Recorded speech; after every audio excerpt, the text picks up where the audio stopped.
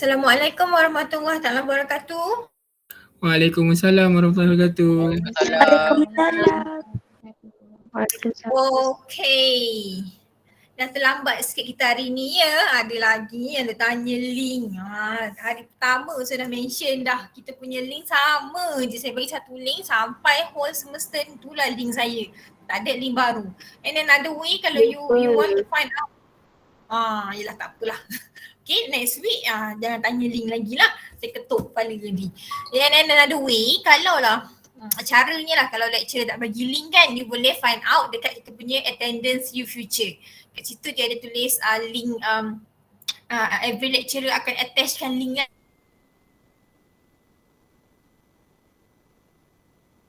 Channel ke dia akan attachkan link kat situ lah.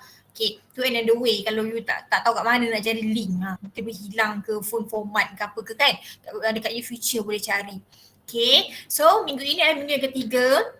Minggu lepas kita tak buat kelas sebab saya nak seragam. Minggu lepas kelas kelas C cuti Selasa. Kelas pada hari Isnin pun saya tak buat live kelas sebab saya ada emergency case.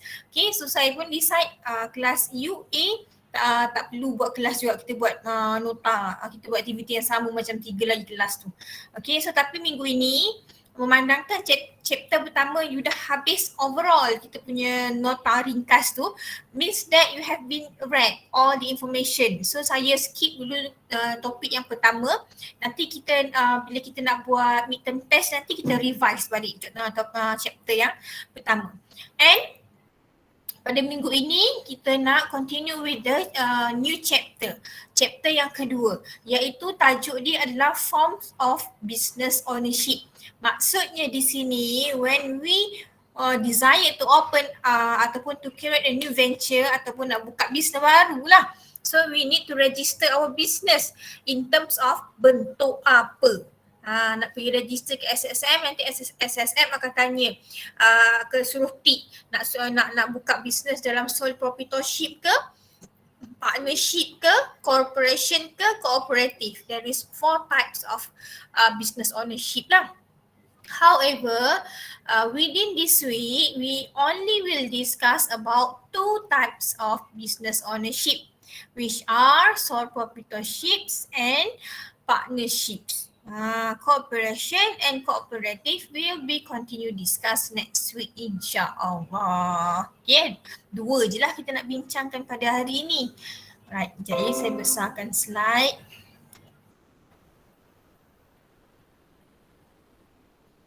Okay, so ini adalah learning objective lah. At the end of this topic, you kena tahu apakah itu form of business. Yang ada 4 itu, you kena apakah karakteristik of the successful entrepreneur dan sebagainya lah. Okay, so saya lupa pula nak buka kelas kita ni dan masuk topik. Okay, kita buka kelas kita dengan surah Al-Fatihah.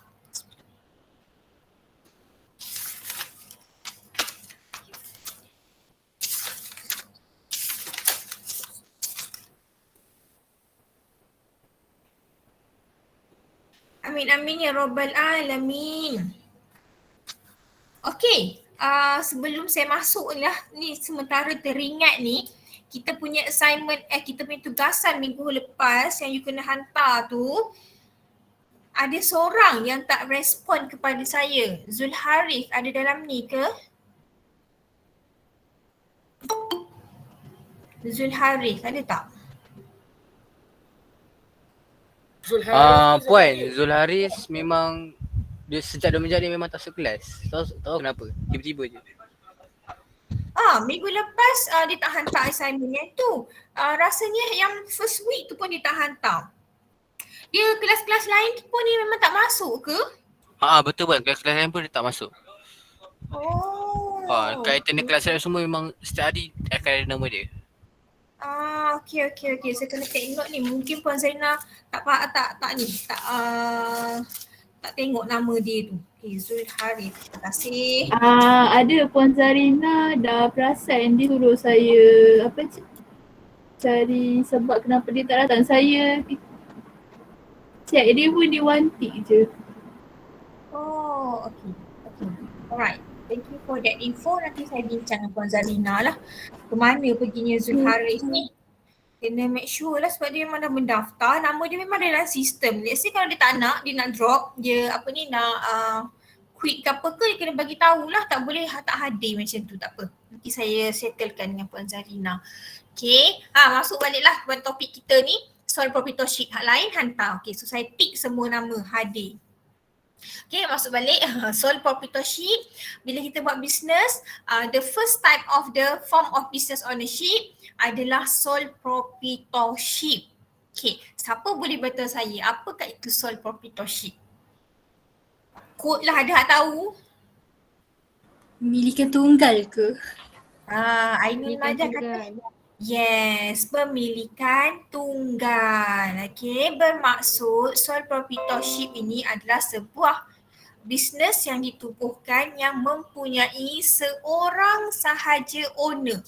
Tunggal kan, kalau nak tunggal pun seorang juga. So ini pun sama juga. So proprietorship bermaksud kita ada owner seorang saja yang operate bisnes itu. Okay, so dalam sole proprietorship, owner dia tu kita panggil sebagai sole proprietor. Itu gelaran dia lah, sole proprietor. And you can see from the statistic below, dekat US, dekat United States, it's about 70% business that has been registered adalah dalam bentuk sole proprietorship. Ramai orang yang involved dalam sole proprietorship. Kenapa? Nanti kita akan tengok dia punya advantage. Kenapa orang nak buat bisnes dalam sole proprietorship. Okay. However, walau bagaimanapun, walaupun ramai yang involved dalam sole proprietorship, malangnya hanya 10% yang survive ataupun hanya 10% generate business revenue yang dapat profit lah. So ni pun kita akan tengok pada dia punya disadvantage nanti. Okay, ramai yang involved tapi hanya sedikit saja yang boleh dapat pulangan modal lah. Okay. Right, so kita nak tengok pada characteristic of successful sole proprietorship. Okay, beberapa karakteristik yang akan menunjukkan kalau kita buat benda ni, dia akan will drive you ataupun akan menolong you, akan memacu bisnes you ke arah yang betul lah. Okay, karakteristik sole proprietorship yang pertama adalah sole responsibility for the firm's performance. So dia akan bertanggungjawab sepenuhnya kepada pencapaian company. Tadi saya kata dia seorang kan, so means that dia kena tanggung ataupun dia kena betul-betul operate business itu walaupun dia seorang. Dia kena ada tanggungjawab yang sangat bagus, dia kena ada komitmen yang sangat bagus. Okay, so kejayaan, kegagalan, dua-dua ini dia akan rasai seorang lah, dia akan tanggung seorang di atas bahu dia ni, on her or she's shoulders.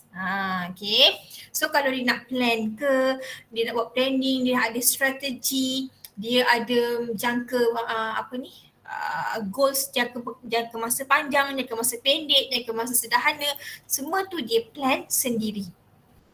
Okay, ciri yang kedua, they are willing to work long hours.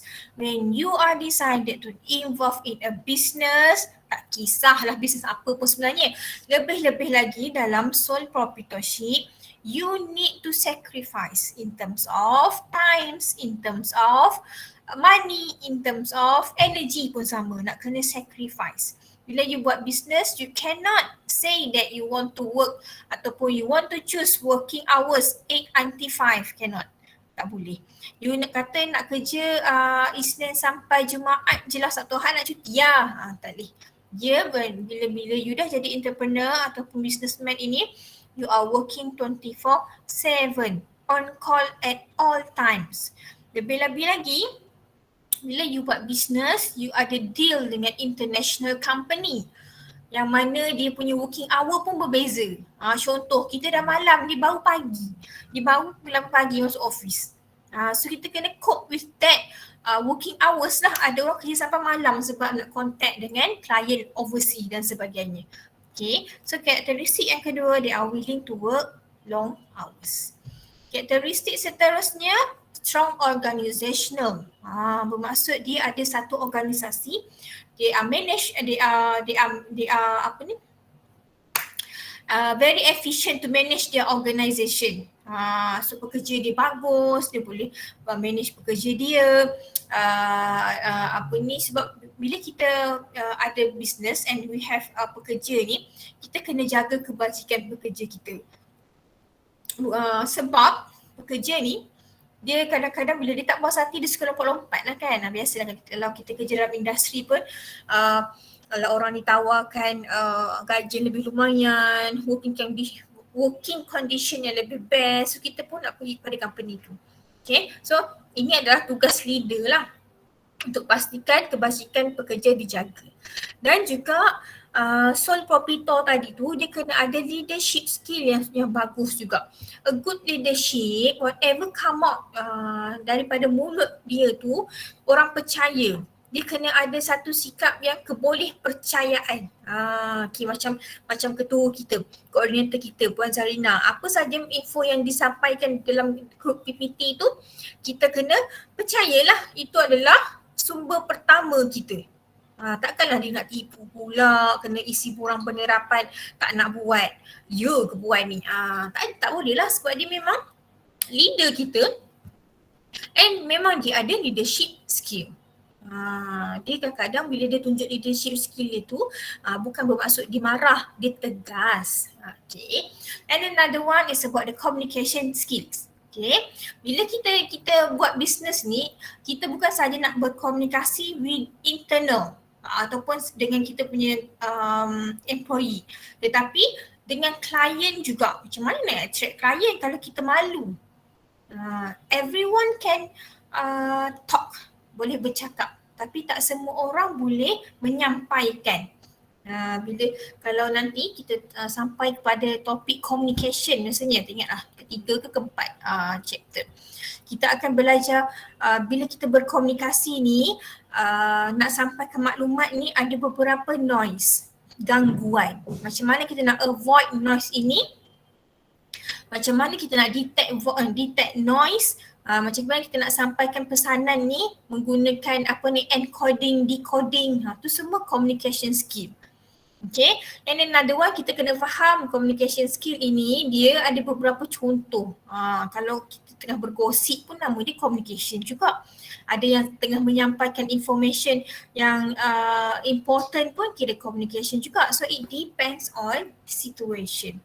And also it depends on dengan siapa kita bercakap tu. Saya cakap dengan you all tak samalah macam saya cakap dengan saya punya colleague, tak sama macam saya cakap dengan bos saya. So dia tengok kepada situasi. Samalah macam entrepreneur ni tadi. So dia kena ada communication skill yang sangat bagus. How they want to interact with the client, how they want to interact with the supplier, interact dengan employee, interact with others, business partner, semua berlainan. So dia kena ada skill-skill ini. Okay. Karakteristik yang terakhir iaitu have had previous experience working in the industry. Sebagai contoh, dia pernah bekerja dalam sektor elektronik lah kot. Kerja kat kilang-kilang dulu kan. Then after that, perempuan lah pula, she decided to resign. Tapi bukan resign saja-saja, dia resign dan nak buat bisnes. Mungkin dia buat bisnes wiring ke, dia buat bisnes servis aircon ke dan sebagainya. Yang mana yang related dengan dia punya kepakaran dalam kilang tu dulu, previous experience dia dulu. Bila dia buat bisnes baru ni, dia sebenarnya dah pun faham apa kehendak dan kemahuan pelanggan, dan dia juga telah faham kat luar sana there is a lot of competition and dia recognize apa dia punya pesaing-pesaing.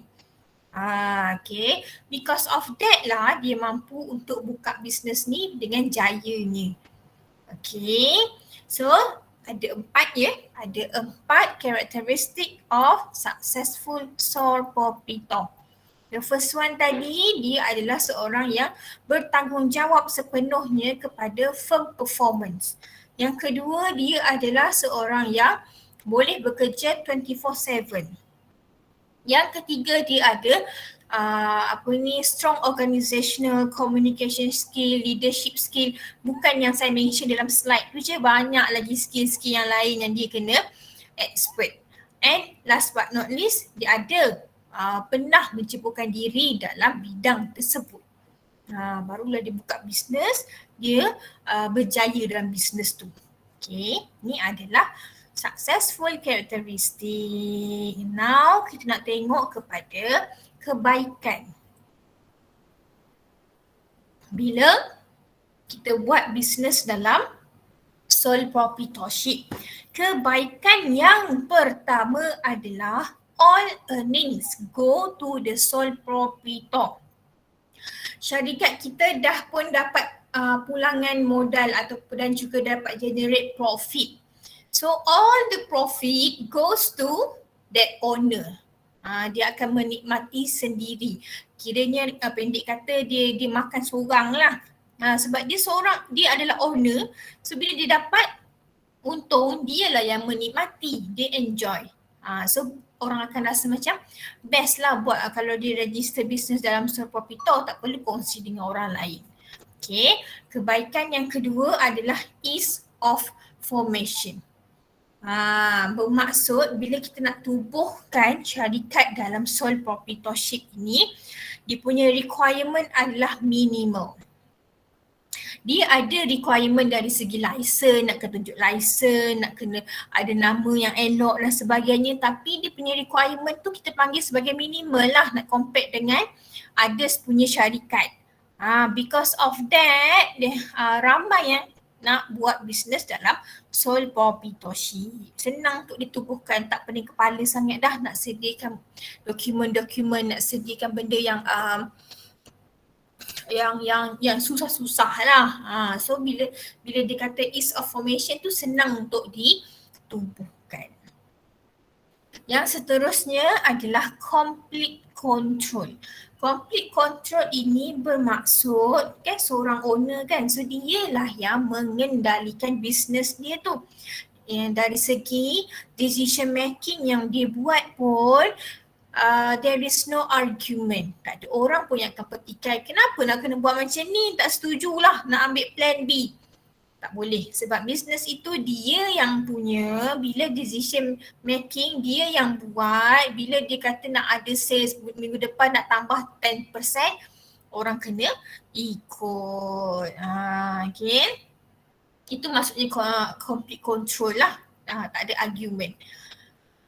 Dan kebaikan seterusnya ataupun kebaikan yang keempat adalah lower taxes. Okay, bila kita buat bisnes, tak buat bisnes pun sebenarnya, kalau kita bekerja dengan government dan ataupun non-government, masing-masing ada dia punya tax. Saya pun kena bayar tax, tapi personal tax lah. Begitu juga dengan bisnes-bisnes yang ada kat Malaysia ni. Ada personal tax, ada corporation tax dan sebagainya. Tetapi untuk sole proprietorship, tax yang mereka keluarkan adalah personal tax, personal income tax, iaitu owner tu every year dia punya earning, berapa banyak yang dia dapat daripada bisnes tersebut akan dikenakan tax. Ada juga tax lain, dia depends on country. Maybe kat negara lain ada tax A, tax B, tax C. Ada dekat negara lagi satu ada A dengan B je. Tapi tax yang dikenakan masih lagi sedikit, masih lagi rendah kepada sole proprietorship. Okay. Saya laju sangat ke? Tak. Okay, Chun. Okay, alright. Kalau laju boleh angkat tangan. Right, tadi adalah advantages yang saya mention, ada 4 tadi. The first one adalah apa ya? Complete control,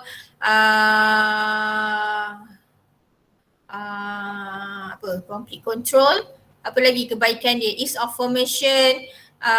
All the profit goes to one owner only, and another one lower taxes.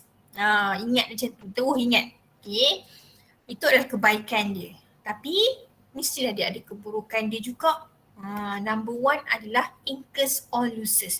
Kalau you ingat lagi tadi dalam kita punya advantages, all the profit will goes to one owner only. So bila ada profit mesti ada juga berlaku kadang-kadang losses.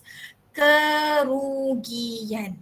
Ini juga akan ditanggung sepenuhnya oleh owner. There is no others owner to share this burden because you have been choose to open up your business in sole proprietorship, one owner only. Rugi tanggung sendiri, orang lain tak ambil peduli. Okay. Yang kedua adalah unlimited liabilities. Maksud unlimited liabilities ini, if your business cannot afford to pay all the debts, tak mampu nak bayar hutang, so bank ni nak kena cari siapa ni? So bank akan di-tag owner. Okay, owner punya aset termasuklah rumah, kereta, tanah, duit dalam bank, cash. So semua tu dia boleh ambil untuk bayar company punya debt, hutang. Sama juga kalau those company itu kena saman. Siapa yang nak mewakilkan company kita tu? Kita lah. Owner ni lah yang nak kena cari lawyer, kena naik turun mahkamah. Owner ni yang mewakili business dia. Dia senang nak ingat sole proprietorship ini. Okay. Senang nak ingat sole proprietorship ini dia macam owner dengan business dia ni macam kahwin. Tak boleh berpisah. Okay. Owner lah tanggung kerugian, owner lah yang dapat profit. Kalau kena saman pun owner lah kena bertanggungjawab. Macam tu ya. Seterusnya, limited access to fund. However, even though senang nak ditubuhkan, tetapi modal yang kita nak memulakan bisnes ini sangat limited. So owner tu lah kena bekerja keras untuk dapatkan fund. Kalau dia banyak duit okey lah. Kalau dia boleh sediakan 20-30 ribu. Kalau tak boleh nak tak cukup, so dia kena minta loan. Bank pun sukar untuk bagi dia loan. Sebab tadi you ingat tak yang kat mula-mula tadi sole proprietorship only 10% yang survive tadi kan. So because of that lah bank akan rasa macam sukar untuk bagi mereka ni pinjaman. Okay, so limited access to fund. Right. Seterusnya, have limited skill. Bila kita operate business kita solely, seorang-seorang, so kita sepatutnya kena jadi multitasking. Tapi mampukah kita untuk jadi orang yang pandai semua benda? Mungkin tidak lah. Tak perfect lah kita ni. So kita dari segi skill ini adalah limited. Mungkin kita pandai lah buat marketing, dah belajar perdagangan kan, belajar business kan, pandai lah buat marketing. Tapi tak pandai buat financial mungkin, tak apa nak pandai dari segi administration mungkin. So kita ada beberapa limitation kepada expert. Okay. Mungkin juga limited skill ini boleh diatasi sebenarnya dengan menuntut ilmu, pergi training, ask for the expert group, buat research, melalui pembacaan dan sebagainya. Okay, tetapi it's required high commitment sikit lah. Okay, takut nanti tak sempat nak operate business, pergi kelas kan. So mean to say that sole proprietorship punya business ini dia memang ada limited skills. Okay. So ada 4 dia punya disadvantages tadi. The first one tadi adalah incurs all the losses. The second one apa? Unlimited liabilities. Yang ketiga tadi apa? Siapa ingat? Limited access to funds. Limited Access to fund, fund. fundraising. Okay, limited fund. Yang keempat ni have limited skip. So ada 4. Saya dah bagi 4 dah. Dia ada banyak lagi. Tapi kita ambil sikit-sikit. Bukan nak kata ni je disadvantage, ni je advantage je. Bukan, ada banyak lagi kalau you search. Okay. Okay, dah habis pasal sole proprietorship ni. Nak kena tanya dululah. Kalau tak tanya nanti, kalau kita jalan sampai ke depan, tak tahu you all faham ke tak. Okay, saya tanya soalan sikit lah. The first one adalah who is sole proprietorship? Who pula? What? What is sole proprietorship? Siapa boleh bagi tahu saya apakah itu sole proprietorship? A business owned by single owner. Yes, good. Lagi? Lain tak tahu. Atika seorang je ke? Come on. Jawapan sama pun tak apa. Apakah itu sole proprietorship? Using your own word lah. Kalau Atika tadi, dia guna English. Using your own word. Apa yang faham tentang sole proprietorship? No one. Pemilikan tunggal. Ya, Christina. Betul. Pemilikan tunggal. Lagi?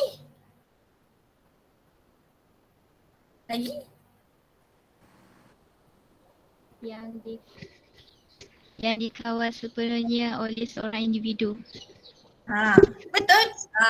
Ada seorang je owner. Macam tu lah. You bagi jawapan apa yang you faham.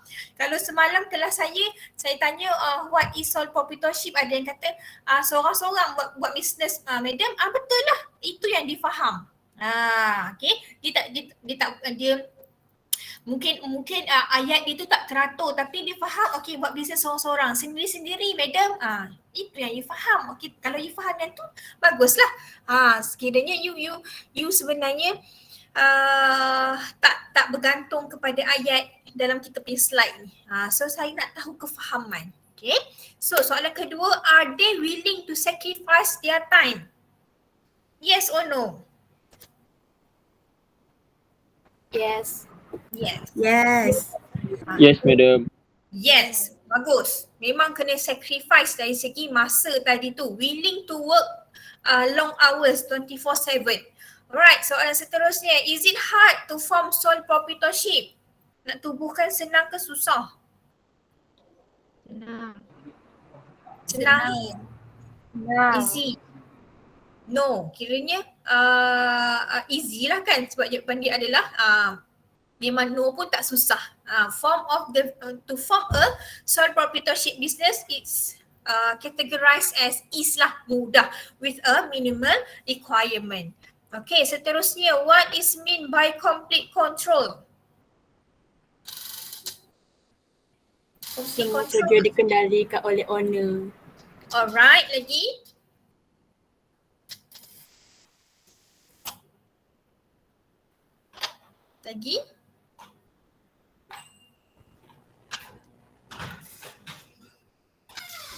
Yes, Atisha betul, on the controlability related to the business. Lagi?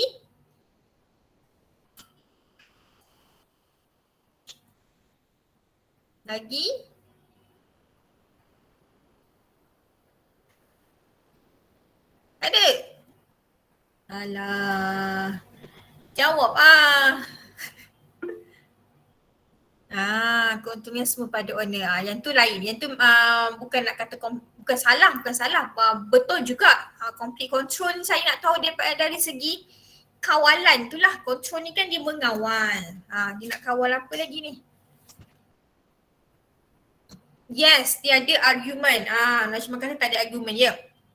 Sebab dia buat decision seorang-seorang. Planning pun seorang-seorang. So, tak ada orang yang akan kacau. Tak ada orang yang akan bangkang. Okay. Last question. Describe unlimited liability. Maksudnya adalah Nabil betul. Dah soalan ke akhir dari Nabil. Describe unlimited liabilities. Apakah itu?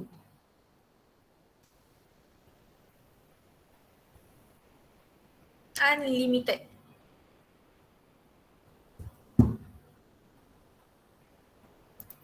Apa? No one? Yang tak tahu cakap tak tahu. Ada ke?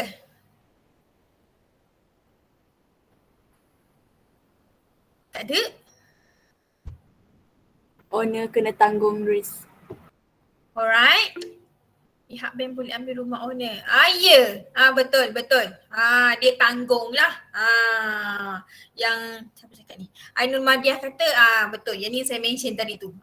Bila ada hutang yang tak mampu dibayar oleh company, bank boleh tarik kita punya personal asset. Okay. So itulah benda yang kita study dalam sole proprietorship. Okay, bila kita study sesuatu topik, kita kena faham dia punya subtopik. Topik kita adalah form of business ownership. Subtopik dia adalah sole proprietorship. Anak bawah dia adalah the first thing adalah definition. The second one adalah characteristic of a successful sole proprietorship. Okay. Bye-bye. So kita ada advantage dan juga disadvantage. Macam tu lah kita nak kena ingat apa benda konten dalam sesebuah. Nabil boleh diisytiharkan muflis kalau tak mampu bayar. Banyak sangat bisnes yang macam tu. Sebab itulah tadi 10% saja yang survive. Bila entrepreneur ni, terutamanya dalam sole proprietorship punya business ni, dia suka macam lupa diri. Bila dah 2-3 kali dapat untung besar, so dia jadi macam tu lah. Bila tak menyimpan, dia tak fikir pada masa depan ada risiko lain untuk yang akan mendatang. Okay. Tadi apa saya nak cakap tadi? Dalam saya bagi tips sikit lah untuk study MGT ni, memang dia kena ingat macam yang saya mention tadi tu. Topik, highlight topik, subtopik, content dalam topik tu you kena ingat macam tu. Lagi senang. Supaya nanti bila you jawab kita punya midterm test, you boleh recall back which chapter this question meaning to say. Macam tu. Okay. Alright, so sekarang kita nak pergi kepada form of business yang kedua, iaitu partnership. Partnership ni dia tak lari jauh pun daripada sole proprietorship, cuma bilangan owner telah pun meningkat. Tadi seorang, sekarang ni bilangan owner dia bermula daripada 2 orang sehinggalah 20 orang. Ramai boleh join business partnership ini. Tetapi for those business yang involve dalam professional business, kalau you ada firm, consultancy, ada firm architecture punya firm yang kira sebagai professional lah, klinik ke, medication punya industri ke, so you boleh exceed sampai 50 orang. Tapi kalau bisnes biasa-biasa, dia sampai 20 je lah.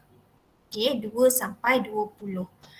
Kalau tadi owner of sole proprietorship kita panggil sole proprietor, sekarang partnership punya bisnes kita panggil dia orang ni sebagai partners. Rakan kongsi. Nama pun rakan kongsi. Mereka ni akan kongsi pelbagai benda. Nanti kita akan tengok. Right, so ya betul Putra. Partnership ni perkongsian lah. Usaha sama 2-3 orang kawan. Betul. Okay. So kita punya statistik ni ada 10% daripada registration company yang buat dalam partnership. Right. Dalam partnership, dia ada 2 jenis partnership. The first one general partnership, second one limited partnership.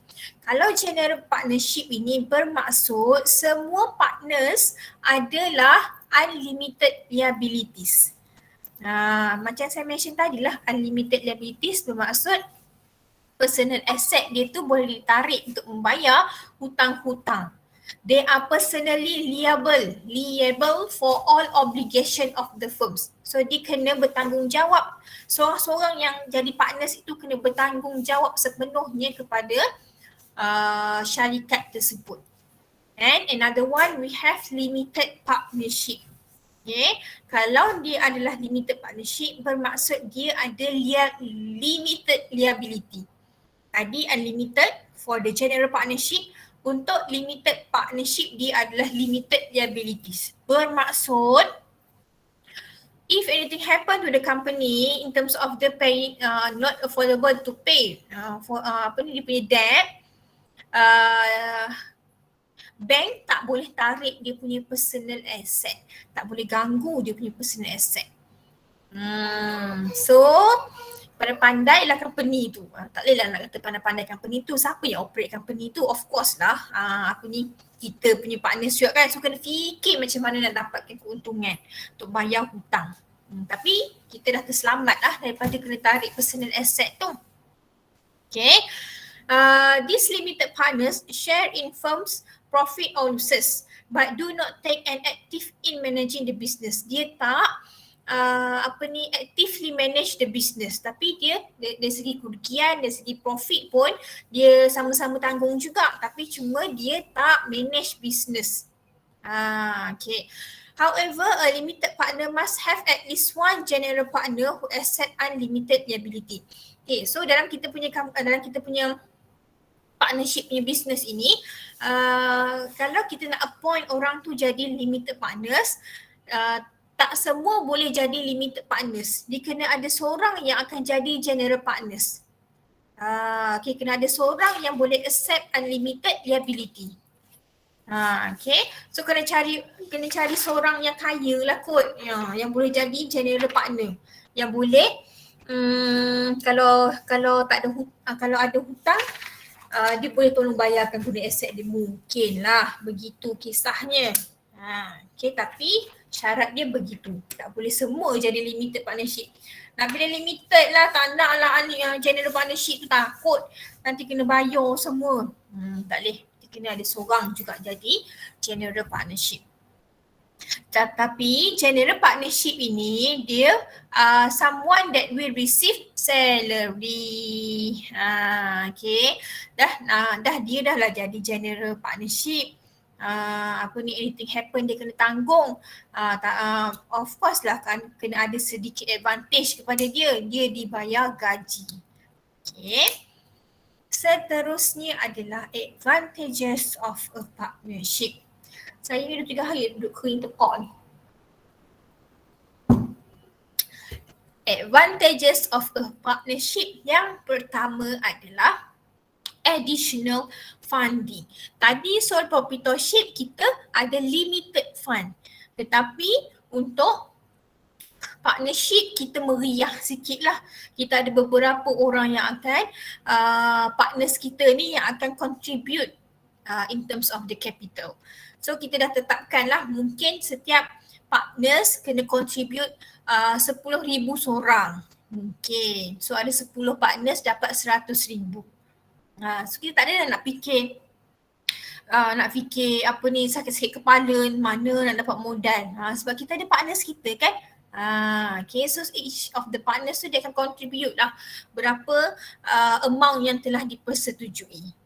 Okay, and another information about the partnership ini is very macam each of the partners are encouraging to have partnership agreement, perjanjian, kontrak. Sebab bila kita buat bisnes dalam partnership ini, dia ada beberapa partners kan. So not every person ada pemikiran yang sama, ada pendapat yang sama. Sometimes they will argue and create conflict.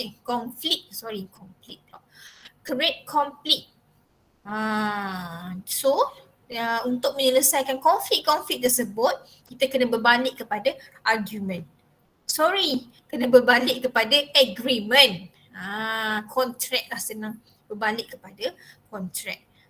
Okay, sebab tu kena ada kontrak tersebut tu. Kita dah tahu siapa yang akan betray kita. Okay, and another one adalah shared losses. Profit pun makan sama-sama, kerugian pun tanggung sama-sama. So kita tak adalah rasa macam burden sangat kan. Orang lain, kita punya partner lain pun kena tanggung juga. Kebaikan yang ketiga adalah ability to specialize. Okay. When we conducted our business in partnership, we have beberapa kepakaran lain yang partners kita tu ada. Mungkin kita ada 5 orang. Seorang pandai buat marketing, seorang pandai conduct admin punya kerja, seorang pandai buat finance, seorang pandai cari klien. So kita ada ability yang pelbagai. This can improve efficiency of our firms. So ini adalah dia punya advantage kalau kita buat business dalam partnership. Semuanya kena tanggung. Semuanya akan dikongsi bersama. Okay. How about the disadvantage of a partnership? This first one, dia punya kekurangan adalah kita kena shared control. We are not completely control the business. Nak buat keputusan, make sure that we ada sebulat suara lah. Semua orang bersetuju. Let's say you kata, right, our business operation hour will be started Monday until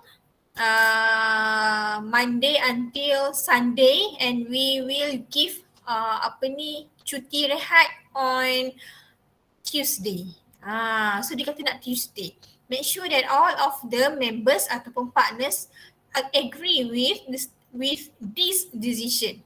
Nak bagi cuti pada hari Tuesday. Tak boleh seorang ni cakap nak, hak lain tak nak, tak boleh. Okay. Apa lagi? Unlimited liabilities. Sama macam sole proprietorship tadi itulah, dia adalah unlimited liability. Last but not least adalah shared profit. Tak boleh makan seorang-seorang. Rugi pun kena tanggung sama-sama. Bila ada keuntungan pun kena share sama-sama. Yang ni pun benda yang bahaya juga, sebab tu kena ada apa tadi? Kontrak. Partnership kontrak. Berapa persen setiap orang akan dapat. Okay. Sedikit lagi informasi tentang partnership. Let's say kalau your company do not create any contract. Partnership contract tak ada. Then ada isu yang ada partners bangkitkan. So dia boleh boleh menggunakan akta rakan kongsi. Partnership Act 1960. Saya 1960 rasanya. So dia boleh dakwa others punya partners menggunakan akta ini. Meaning to say that all the partners, even though you don't have any agreement with them, tetapi dia boleh mendakwa orang lain, partners lain kalau ada isu lah menggunakan akta partnership 1960 tersebut. Terjamin lah kiranya kan. Alright. Okay. Habis dah pasal 2 jenis business ownership tadi. Boleh ke? Boleh. Boleh. Ada berapa types of partnership?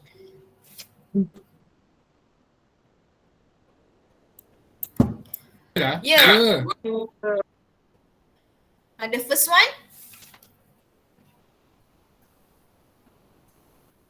The first one, apa?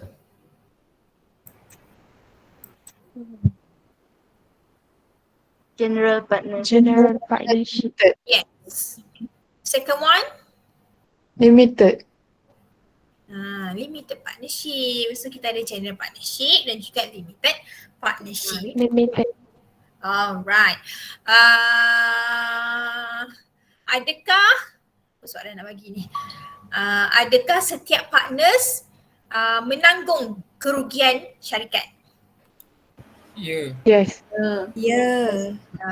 Okay. Apa lagi? Yeah. Ya, betul. Adakah partners boleh sewenang-wenangnya buat changes dalam kita punya organisation? Boleh.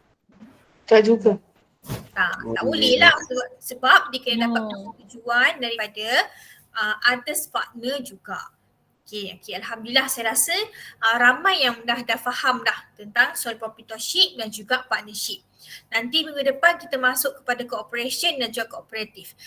Cooperation dengan kooperatif ni dia special sikit. Dia tak macam sole proprietorship, tak macam partnership, dia lain. Nanti kita akan tengok pada minggu hadapan. Baik, kepada yang belum lagi take attendance dalam your future, please do it before 5:30. Kalau you lepas 5:30 tak boleh nak isi dah lah. Kalau ada apa-apa masalah tentang your future, just let me know. Baru pukul 3:09 saya even dah habis, biasalah saya tinggalkan dengan aktiviti nota ringkas kita tu 2 jam lagi you all boleh siapkan nota ringkas tu. Lepas tu macam biasa hantar dalam Google Classroom punya Google Drive. Panjang ayat. Dalam Google Classroom, week ketiga ada link Google Drive, klik link Google Drive, klik right click, upload file ataupun upload folder, mana-mana saya terima. Kalau you gunakan phone, biasanya lah saya biasa juga hantar dokumen menggunakan phone. Dia ada simbol tambah dekat bawah belah kanan tu. Bawah belah kanan ada simbol tambah. You klik simbol tambah, dia akan masuk kepada file yang ada dalam phone. Okay. Kalau ada masalah, you kena bertanya kepada rakan-rakan dahulu. Sebab ramai rakan-rakan yang boleh hantar. Kalau you seorang tak boleh hantar, bukan masalah daripada saya. Itu mungkin you ada terskip step ke apa ke, format you salah ke, file you besar ke, tu masalah dia. Tapi kalau semua sekali tak boleh nak upload, barulah masalah itu mesti datang daripada saya. Mungkin saya lupa nak change setting chat ke. Oh ya ke? Kejap saya tengok saya punya feature.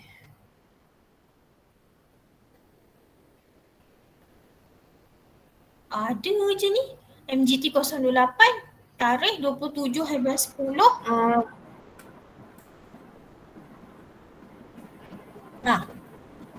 Ada. Cuba check scroll bawah-bawah. Scroll bawah-bawah. Sebab medium bagian awal. Saya set hari apa tu? Hari Ahad ke Isnin. Kalau saya set on that day mungkin dia dekat atas kan. So scroll kat bawah-bawah. Ada dah dia punya attendance ni. Boleh klik. Saya try klik kejap.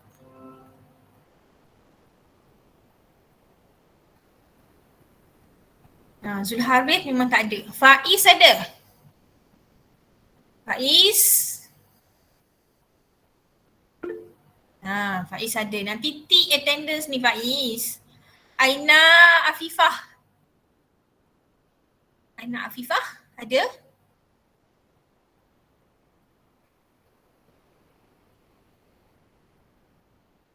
Aina Afifah ada?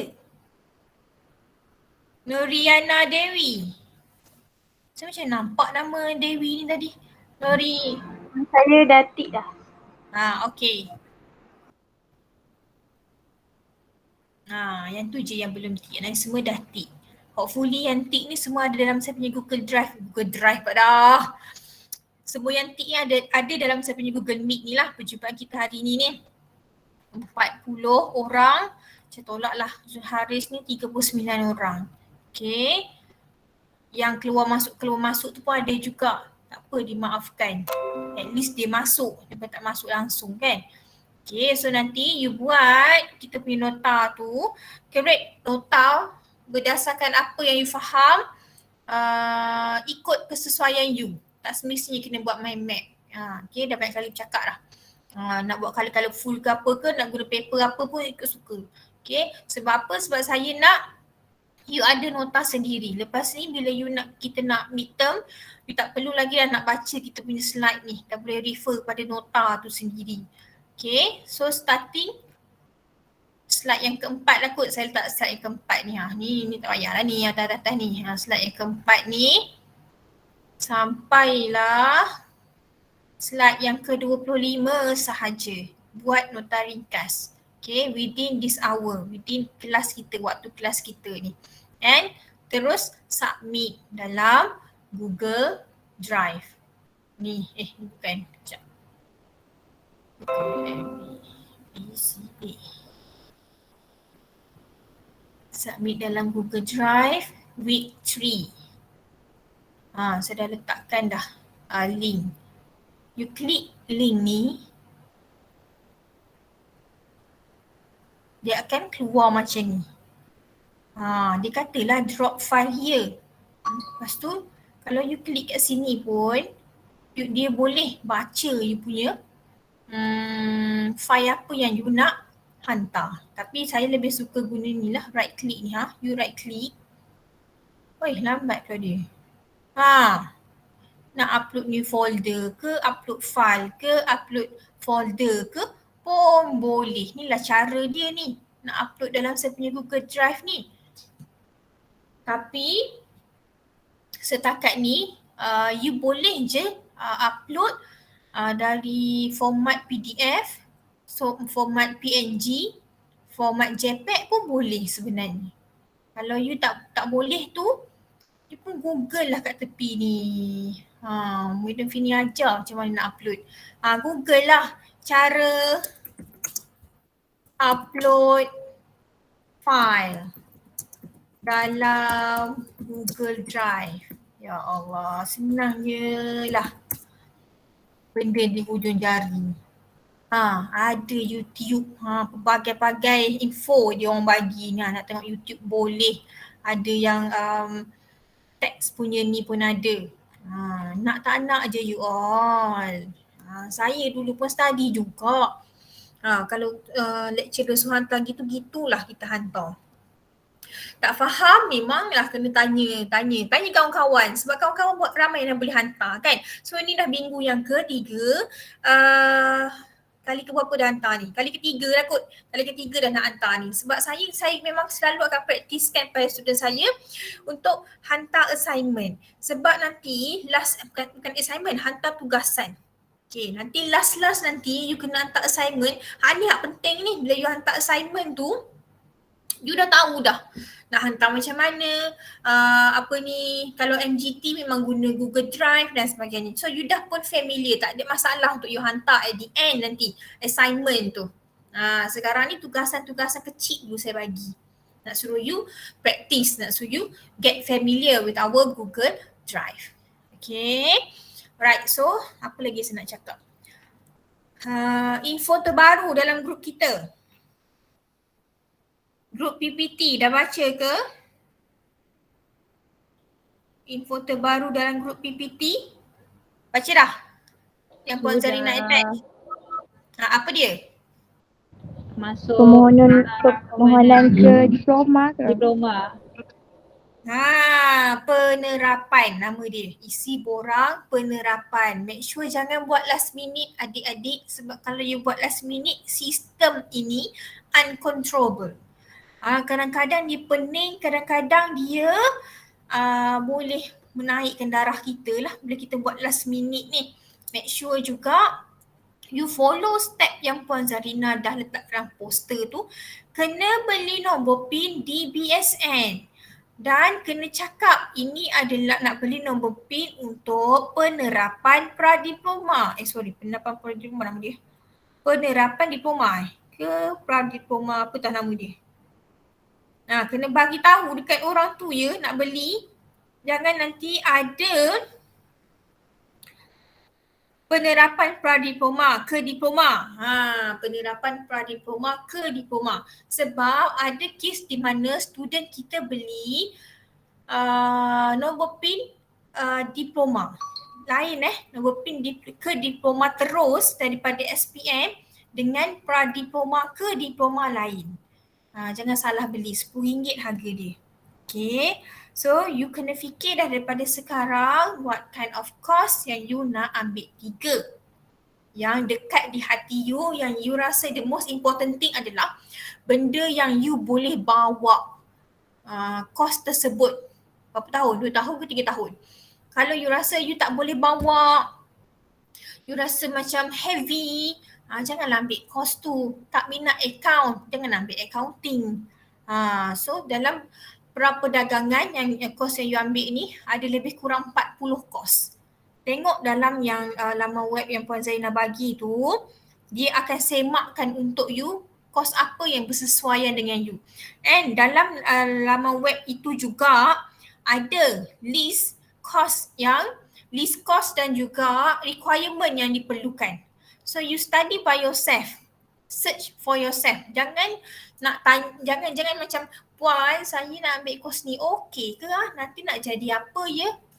Kami ni bukan kaunter pertanyaan. Kami pun tak ingat dalam UiTM ni berpuluh-puluh course, bukan nak ingat semua.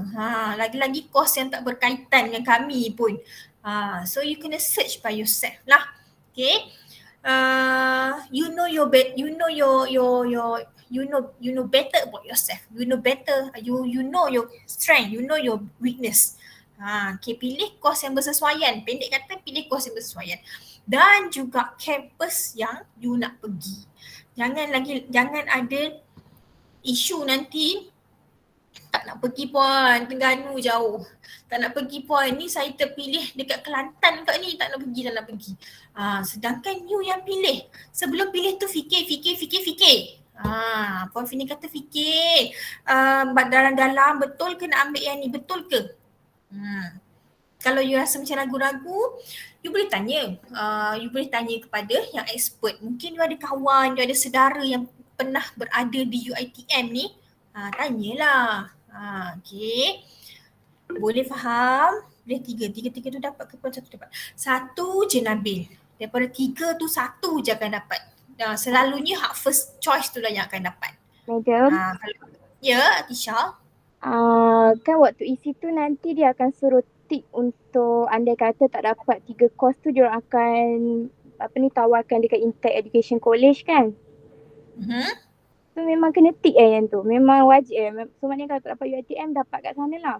Okey, nanti pada tarikh sekian-sekian yang Puan Zina kata tu kan ada kita punya meeting penerapan kan?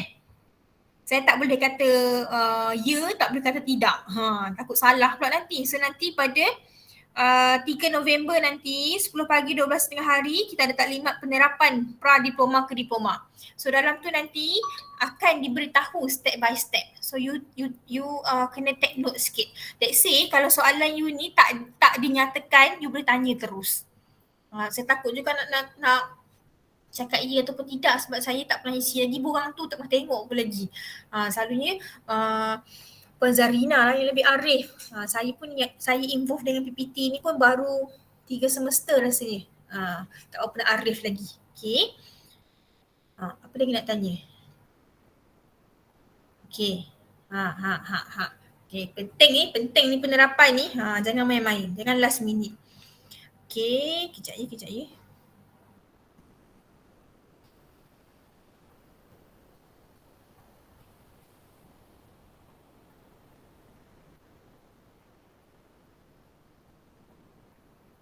Ainur? Mana Ainur?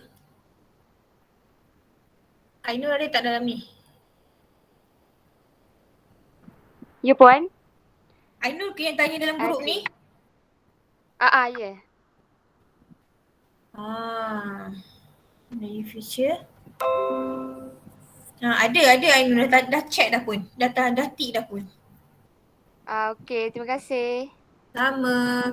Okay. Kalau tak ada apa-apa nak tanya, ada lagi nak tanya? Siapa raise hand tadi tu? Tak tertengok pula saya. Puan, tempat kita pilih atau ditentukan? Kita pilih. Pos yang kita pilih tu dia ada sekali dengan tempat dia. Dia takkan letak you rata-rata. Tempat yang you pilih lah. isi borang after meeting penerapan. Sekarang pun dah boleh isi sebab sebenarnya dibuka pada 18 Oktober lagi. 18 Oktober sehingga 15 November. Dah boleh isi. Tapi let's say kalau you macam ada yang tak faham ke, you boleh hold dululah Atika, hold dulu. Nanti baru tanya dalam kita punya meeting tu. Takut salah ke apa ke kan? You nak study dulu ke apa, boleh je. Tapi make sure before 15 of November.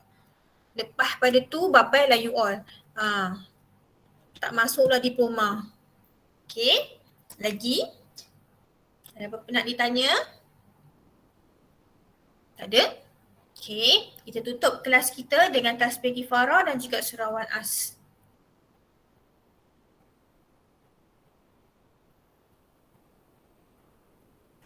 Amin Rabbal Alamin. Adilah tak apa. Saya punya kelas ni saya rekod. Nanti Adilah pergi pada kita punya Google Classroom. Week yang ketiga ada recording kita punya kelas pada hari ini. So Adilah boleh tengok balik lah apa yang tertinggal. Okay Adilah. Okay.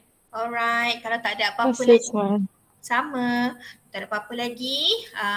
Jaga diri elok-elok. Jumpa lagi minggu hadapan. Assalamualaikum. Bye-bye. Salam. Waalaikumsalam. Bye-bye. Salam. Bye. Terima kasih, Bye. madam. Sama-sama. Sama-sama. Bye-bye. Bye-bye.